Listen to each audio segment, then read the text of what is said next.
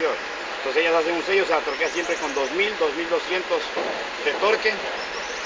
Entonces siempre la tubería se baja torqueada. Por lo general hay una llave derecha, ¿cierto? Es una llave derecha y una llave izquierda. La llave derecha es la que torquea. La que torquea cuando apretamos. Una llave que sostiene la llave. Ajá, esta es la llave que sostiene abajo y esta es la llave que torquea arriba. Por eso tenemos un torquímetro, aquí está el torquímetro. Tenemos acá en el control del maquinista un manómetro donde ella las libras pieles, ¿no? Y para aflojar se cambia. Se cambia. Pero con la misma. Con la misma se aguanta, pero esta sirve ya como aguantadora. ¿Sí? Y esta tiembla para aflojar la parte de arriba. ¿Sí? Esto es para torquear en la parte de arriba y esto es para aflojar en la parte de abajo, de acá.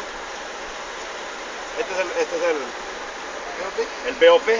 O arbolito de Navidad. Ahora sí, se llama el preventor de reventones. Tiene el high drill, que es en la parte de arriba.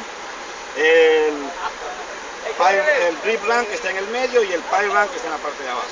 Sí. Tiene una válvula lateral para chequear presiones, todo eso. Esta es una cuña neumática, una cuña de aire, prácticamente que ella cierra. Aquí está el control del maquinista, aquí hay el control del maquinista.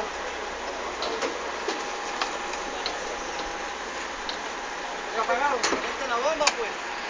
Bomba.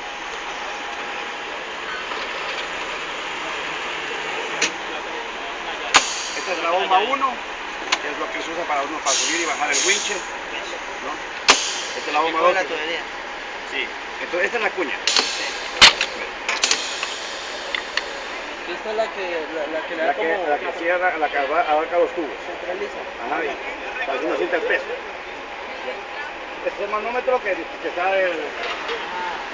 maneja las presiones de la bomba de lodo, ¿no? Este es para torquear el drill pipe, ¿no? Este es el Martin Decker, que es para la medición de peso. Ahorita estamos con 8000 de peso, que es el peso del bloque viajero. Pero en el momento que estamos bajando tubería, ella va marcando el peso conforme va aumentando el peso de la sarta. Sí. Tenemos 40.000, 60.000. Al momento estamos trabajando con todas las sartas de tubería.